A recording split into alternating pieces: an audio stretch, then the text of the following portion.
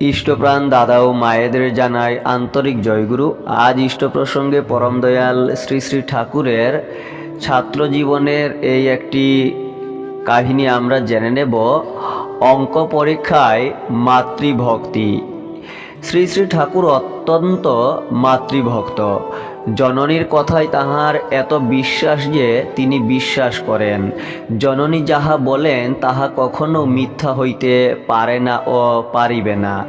যখন পাবনাতে এন্ট্রান্স স্কুলের অর্থাৎ উচ্চ ইংরাজি বিদ্যালয়ের অষ্টম শ্রেণীতে অধ্যয়ন করিতেন, সেই সময়ে অঙ্কের পরীক্ষার দিন আহার করিতে বিলম্ব হওয়ায় বিদ্যালয়ে যাইবার সময় অতীত হইয়া যাইতেছে দেখিয়া শ্রী শ্রী ঠাকুরের জননী মনমোহিনী দেবী বলিলেন, তুই আজ ভাত খেতে বিলম্ব করলি, স্কুলে যাবার সময় অতীত হয়ে গেল, আজ আর তুই অঙ্কের পরীক্ষা পারবি না।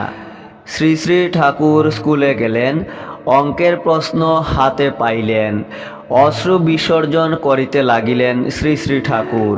শিক্ষক মহাশয় জিজ্ঞাসা করিলে শ্রী শ্রী ঠাকুর বলিলেন, মা বলেছেন আজ তুই অঙ্কের পরীক্ষা পারবি না, তবে এখন আমি পারি কেমন করে?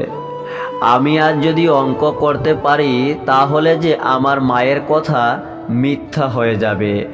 অঙ্কের প্রশ্ন কঠিন ছিল না, শ্রী শ্রী ঠাকুর অনায়াসে পারিতেন, কিন্তু জননীর কথা মিথ্যা হইবে ভয়ে তাহার অঙ্ক করা হইল না।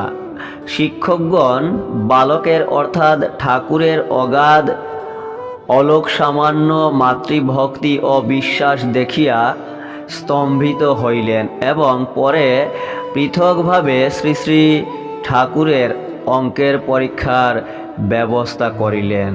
জয় গুরু।